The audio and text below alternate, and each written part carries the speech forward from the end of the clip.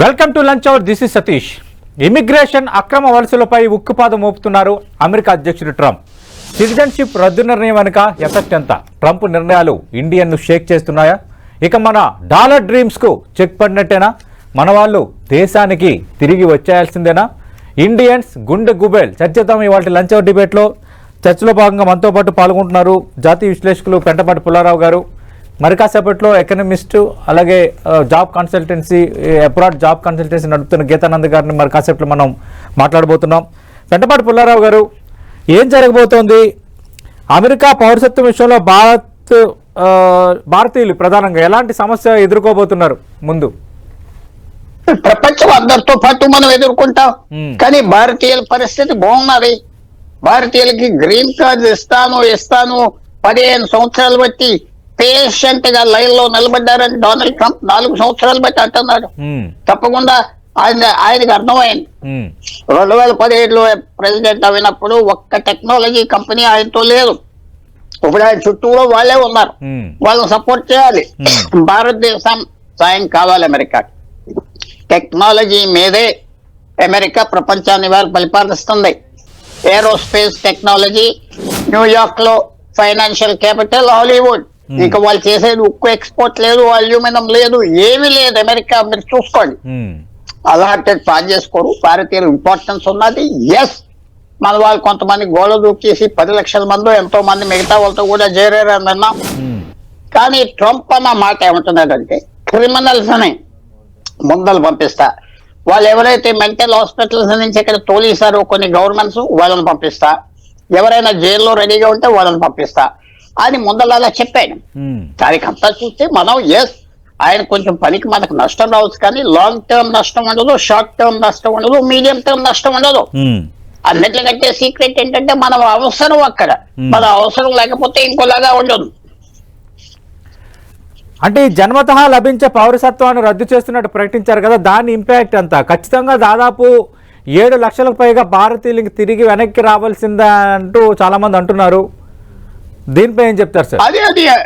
అది మీరు కొంచెం జాగ్రత్తగా చదువుంటే, ఫిబ్రవరి 19 తర్వాత ఎవరైనా పుడితే వాళ్ళకి అది వర్తిస్తుంది అన్నాడు. అప్పటి వరకు ఉన్న వాళ్ళ మీద ఏం లేదు, జరిగిపోయింది. వాళ్ళకి తెలుసు, ఆయనకి తెలుసు.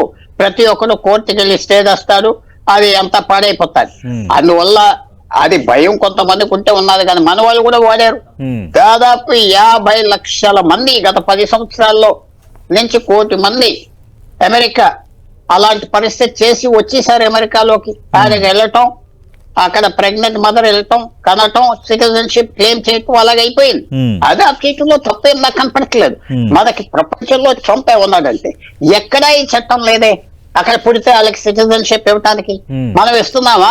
బంగ్లాదేశ్ వాళ్ళకి, పాకిస్తాన్ వాళ్ళకి, లేకపోతే భారతీయులకి ఎవరు ఏ దేశం ఇవ్వనప్పుడు మనం ఎందుకు ఇవ్వాలి? 1868లో ఎప్పుడైతే అలా పెద్ద యుద్ధం జరిగిందో, ఆఫ్రికా నుంచి వచ్చిన వాళ్ళనే స్వతంత్రం ఇచ్చారో స్లేవరీ నుంచి, వాళ్ళ గురించి తీసుకొచ్చిన చట్టం ఇది. 350 సంవత్సరాలు ఉండాలి. అందువల్ల మనం కూడా కొంచెం ఫేర్ గా ఆలోచించాలి. ఫ్యూచర్ లో వర్తిస్తుంది, అది కూడా చట్టం పాస్ చేయాలి. ఇప్పుడు ట్రంప్ తీసుకున్నదేంటి? Executive action. అంటే 6 నెలల లోపల అది క్లియర్ అవ్వాలి, లేకపోతే కోర్టులు కొట్టేస్తాయి.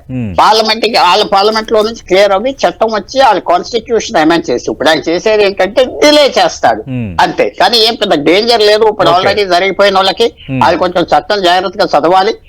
ఏమన్నాడంటే, ఇలీగల్ గా వచ్చి, వీసా లేకుండా వచ్చి, అక్కడ పని లేకుండా వచ్చి కానీ వాళ్ళని తీస్తాను, దాంట్లో తప్పు కూడా లేదనిపిస్తుంది. ఇక్కడి నుంచి వెళ్ళిన వాళ్ళు 90% H1 వీసాల మీద వెళ్ళిన వాళ్ళు, గ్రీన్ కార్డు వచ్చిన వాళ్ళు, వాళ్ళందరికీ మీరన్నట్టుగా ఇప్పుడు H1B అంటే వీసా అంటే దాదాపు అది తాత్కాలిక వీసా. చట్టంలో ఏముందంటే క్లియర్గా, అమెరికా పౌరులకు పుట్టిన వారికే కాకుండా వలస వచ్చిన వారికి అమెరికా గడ్డపై పిల్లలు పుడితే ఆ చిన్నారులకు సహజంగా అమెరికా పౌరసత్వం లభిస్తుంది, గతంలో ఉన్నది.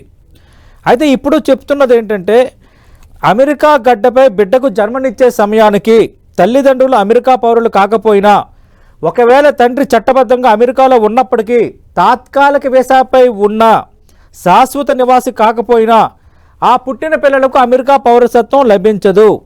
అలాగే తండ్రి శాశ్వత నివాసి అయినప్పటికీ తల్లి తాత్కాలిక వీసా మీద అమెరికాలో నివాసం ఉంటూ బిడ్డను కంటే కూడా ఇదే నియమం వర్తిస్తుంది అన్నది క్లియర్ కట్గా అందులో ఉంది.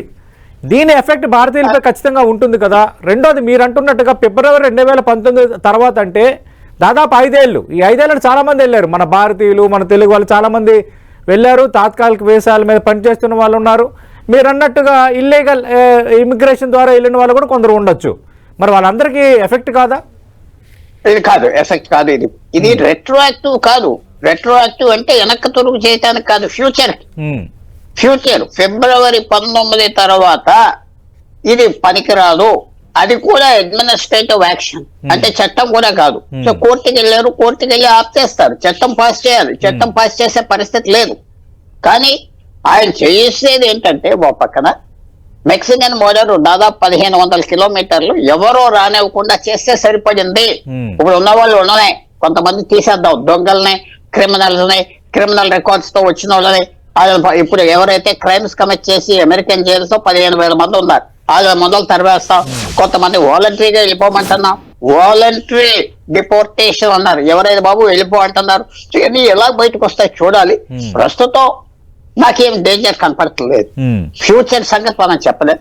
ప్రస్తుతం ఆయన కూడా తెలుసు పాస్ట్ అంతా ఎలా చేస్తాడు. ఆ పిల్లలు అక్కడ స్కూల్లో ఉన్నారు, వాళ్ళు ఉన్నారు, అవన్నీ కంటిన్యూ అవుతాయి, కోర్టులు స్టే ఇస్తాయి, మొదలు వెళ్ళిపోతాయి.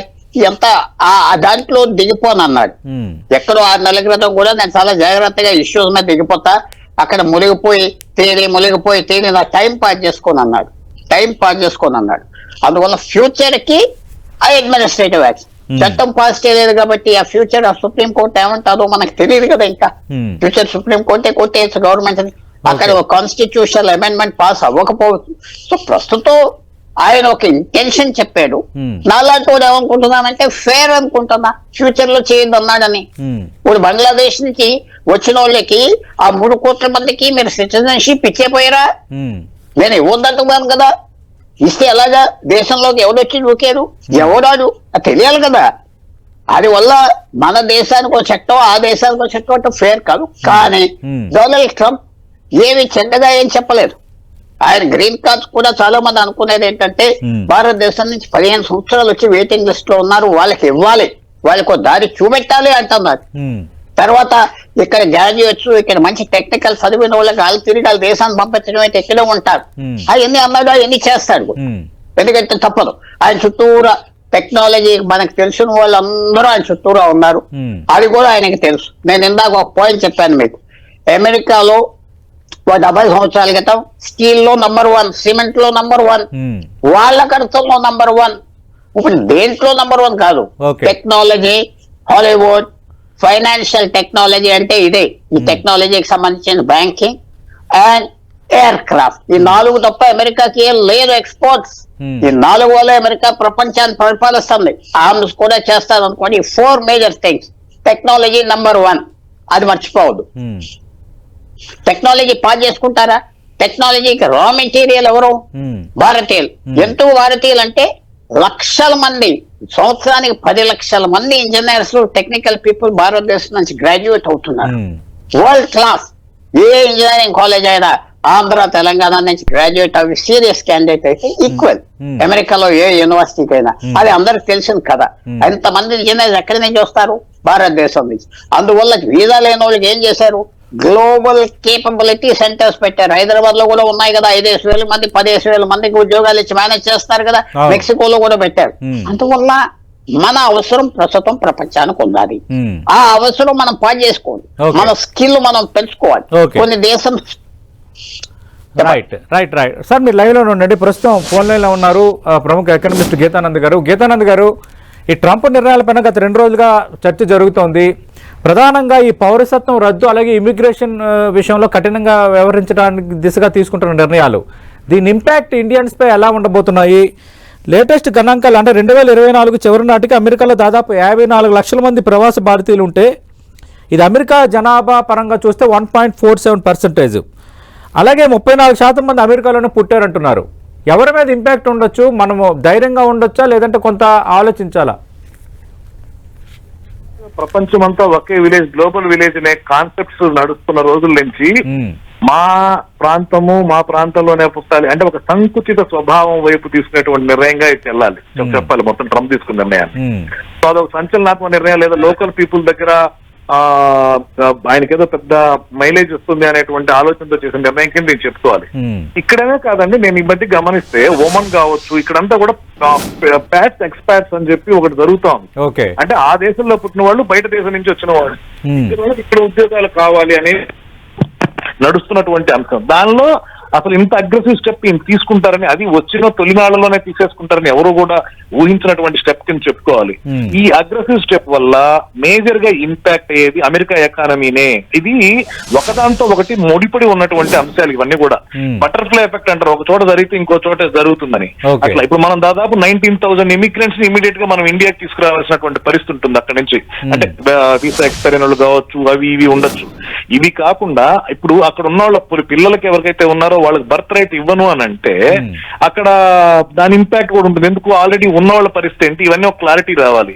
ఇప్పుడు ఒక్క టెక్నాలజీ ప్రపంచం మొత్తం మీద ఫాస్ట్ గా అర్థం చేసుకుని చేసేటువంటి ప్రజలు ఎవరైనా ఉన్నారు అంటే ఎక్కువ నెంబర్ లో దొరకగలిగేది యూరోప్ లో ఫిలిప్పైన్స్ నుంచి కానివ్వండి, యూరోప్ కావచ్చు, ఫిలిప్పైన్స్ నుంచి కావచ్చు, అలాగే ఇండియా నుంచి కావచ్చు. ఇక్కడ వరకే మనకి ఐటీలో అంత అగ్రెసివ్గా ఉంటారు. మీరు ఏ పాకిస్తానో, ఏ రష్యానో, ఏ చైనానో ఎత్తుకుంటే మీకు ఇలాంటి లేబర్ దొరకరు అక్కడికి వెళ్ళి పనిచేయడానికి.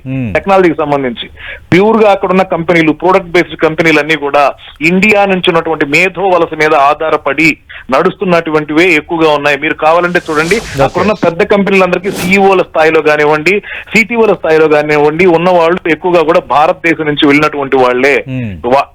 ఈ విధానాలు ఏవైతే ఉన్నాయో ఇవి అమెరికాని దెబ్బతీసే విధానాలు, అంటే తనకు తానుగా పొడుచుకునేటువంటి విధానాలు ఇప్పుడు చూడడానికి అగ్రెసివ్ గా బాగానే కనపడతాయి. ఇవి రేపు రిటర్న్ వచ్చి ఆయనే ఒక భస్మాస్త్రం లాగా తయారయ్యేటువంటి పరిస్థితి ఉంటుంది. అయితే ఇండియన్ ఎకానమీ మీద కూడా కొంత ఇంపాక్ట్ ఉంటుంది, కాదనలేనటువంటి అంశం. ఈ ఫ్లక్చువేషన్స్ అవి ఉంటాయి టెక్నాలజీకి సంబంధించినటువంటి కంపెనీస్ లో కానివ్వండి, కొంత రెవెన్యూ తగ్గేటువంటి అవకాశం ఉంటుంది. బట్ మనకు కూడా సొంతంగా ఎదగడానికి అవకాశాలు ఉన్నాయి. వాటిని మనం వినియోగించుకుంటే మన దగ్గర మేధో శక్తికి తక్కువ లేదు, అలాగే సుసంపన్నమైనటువంటి సంపద ఉంది మన దగ్గర. మనకి ఇంకా గ్రోత్ కి ఇంకొక ఆపర్చునిటీ కింద తీసుకోవచ్చు. మేధో వాళ్ళకు అనేది తగ్గిందంటే మన మేధావులు మన దగ్గరే పనిచేయడం మొదలు పెడితే మన ఎకానమీ బాగుపడుతుంది. అలా పాజిటివ్ గా కూడా చూడొచ్చు దీన్ని. అంటే ఇప్పుడు ఇమిగ్రేషన్ చట్టాలు కూడా కఠినతరం చేయబోతున్నట్టుగా ఆయన నిర్ణయాలు బట్టి మనకు అర్థమవుతుంది. దీని ఇంపాక్ట్ ఎలా ఉండొచ్చు? ఇక వీసాల జారీ ఇప్పుడు కొంత కఠినతరం అయ్యే ఛాన్స్ ఉందా? అలాగే మన మీరు అన్నట్టుగా భారతీయులు ఎక్కువ మంది డాలర్ డ్రీమ్స్ అంటారు. ఇంకా డాలర్ డ్రీమ్స్ కనటం అనేది కొంత మానుకోవాలా, తగ్గించుకోవాలి? ఖచ్చితంగా మానుకోవాలండి. ఖచ్చితంగా అంటే దానికి నేను రెండు ఉద్దేశాలు చెప్తాను. ఈయన ఇంపాక్ట్ ఏదో ఉండిపోతుంది, దీనివల్ల ఏదో నష్టమైపోతుంది అనేది తీసి పక్కన పెడితే కూడా మనం స్టార్ట్అప్స్ లో రీసెంట్ గా చూసినట్లయితే ఇండియాలో స్టార్ట్అప్ కల్చర్ పెరిగిన తర్వాత, ప్రోడక్ట్ బేస్డ్ కంపెనీస్ పెరుగుతున్న తర్వాత, ఇంకొద్ది రోజుల తర్వాత ఏఐ విప్లవం ఏదైతే ఉందో దానిలో కీలక భూమిక భారతదేశమే పోషిస్తుంది. డాలర్ డ్రీమ్స్ కాస్త రూపీ డ్రీమ్స్ అయినా కూడా మీరు ఆశ్చర్యపోకర్లేదు. సో ఫస్ట్ ఆఫ్ ఆల్ రెండోది ఏంటంటే ఇమిగ్రేషన్ వల్ల వస్తున్నటువంటి నష్టం ఏంటి అంటే, ఇప్పుడు కొత్త ఏదైనా చిన్న చిన్న లొసుగులుండి వెళ్లే వాళ్ళు కానివ్వండి, లేదా నెంబర్స్ తగ్గించడం కానివ్వండి, ఇది ఎక్కువగా కూడా ఇంపాక్ట్ అయ్యేటువంటి అవకాశం ఉంటుంది. ఎస్పెషల్లీ స్టూడెంట్స్ మీద కూడా కొంత ప్రెషర్ ఉంటుంది. మనకి ఏంటంటే ఎంఎస్ చేయాలంటే యూఎస్ఏ బేస్ మేజర్ డ్రీమ్ కింద ఉంటుంది అనమాట. సో అది కొంత ఇంపాక్ట్ అయ్యేటువంటి అవకాశం ఉంటుంది. అలాగే ఒకసారి అక్కడ ఎంఎస్ చేసిన తర్వాత కొద్ది కాలం పార్ట్ టైం జాబ్స్ చేసి తర్వాత పర్మనెంట్ జాబ్స్ చూసుకోవడం, ఇలాంటి కల్చర్ కొంత బ్రేక్ పడేటువంటి అవకాశం ఉంటుంది. ఓకే, థ్యాంక్ యూ గీతానంద్ గారు. రైట్, పెంటపాటి పుల్లారావు గారు, అంటే కొంత ఎఫెక్ట్ ఉండొచ్చు అన్నది ఒకటి. రెండోది మీరు ఇందాక ప్రస్తావించిన పాయింట్, అలాగే గీతానంద్ గారు మాట్లాడింది ఒక కామన్ పాయింట్. ఎందుకంటే టెక్నాలజీ పరంగా ఇండియన్స్ చాలా సూపర్ తెలివితేటలతో ఉంటారు, ఖచ్చితంగా నీడ్ ఉంటుందని. ఒకవేళ ట్రంప్ ఎఫెక్ట్ వల్ల కొంత ఎఫెక్ట్ అయినా రేపు పొద్దున్న ఆర్టిఫిషియల్ ఇంటెలిజెన్స్లో కూడా మన భారతీయులదే పైచేయి కాబోతుంది, ఇంకా ఆ విషయంలో టెన్షన్ పడడానికి లేదు అంటున్నారు. మీరేమంటారు సార్? చాలా కరెక్ట్. 200 సంవత్సరాల క్రితం బ్రిటన్ భారతదేశం నుంచి 1,00,000 మంది తీసుకెళ్లారు అమెరికా దగ్గరికి. షుగర్ కేను ఏది చెరుకు పెంచడానికి west Indies, Trinidad, Jamaica. Indians ఎలాగ వచ్చారు అక్కడికి? ఇండియన్స్ అగ్రికల్చర్ లేబర్ బాగా పనిచేస్తారని తీసుకెళ్లారు. మొరేషియస్ కి ఎలాగెళ్లారు, ఫీజీకి ఎలాగెళ్లారు, సైషెల్స్ కి ఎలాగెళ్లారు, ఈస్ట్ ఆఫ్రికా ఎంతకి వెళ్ళారు. ఆ టైంలో భారతదేశం ఎక్స్పర్ట్ వ్యవసాయం తీసుకెళ్లారు. అలాగే ఇప్పుడు ఏంటి మన expertise? Artificial intelligence, mathematics, science. ఆ అడ్వాంటేజ్ భారతదేశం ఉన్నంత కాలం మన డిమాండ్ ఉంటుంది ప్రపంచంలో. అది మాత్రం మన గవర్నమెంట్ సరిగా ఏం చేయట్లేదని కూడా నేను ఫీల్ అవుతున్నా. దీని మీద ఏం ఎంఫసిస్ ఇస్తున్నారు? అక్కడ 16 లక్షల మంది ఇబ్బందులు ఉన్నారంటే ఎవరు మాట్లాడట్లేదే. నా గుడ్ ఫ్రెండ్ ట్రంప్ అంటారు, మన ప్రైమ్ మినిస్టర్ గా నీ గుడ్ ఫ్రెండ్ నీ బ్యాడ్ ఫ్రెండ్ కాదు. మనకి ఒకటే ఉన్నది అమెరికాతో. అమెరికా మనకు చేసే సాయం ఏమీ లేదు. మనకి తిండి ఇవ్వటం లేదు, ఫ్రీ ఎయిడ్ లేదు, ఆయిల్ లేదు, ఏం లేదు. మనకి ఉన్న వాళ్ళ ద్వారా మనకి ఇన్కమ్ వస్తుంది. మనం అమెరికాకి ఏదో మంచి చేద్దాం ఉంటున్నాం. ఈ ఒక్క పాయింట్ మీదే భారతదేశం మెల్లిగా బిగిసిపోతే నరేంద్ర మోడీ గారి ప్రభుత్వం చాలా అన్యాయం చేసినట్టుగా భారతదేశానికి. మనకేమున్నది అమెరికాతో సంబంధం చెప్పండి మీరే. మనకి వాళ్ళకి వ్యాపారం ట్రేడ్ డెఫిసిట్ $30 బిలియన్ ఉన్నది. మనకి చైనాకి $200 బిలియన్ ఇంకా ఎక్కువ ఉన్నారు, $300 బిలియన్ ఉన్నది మనకి చైనాకి డెఫిసిట్. మనకి అమెరికాతో చాలా తక్కువ సంబంధం. వాళ్ళు మనకి చేయవలసిన ఏం లేదు.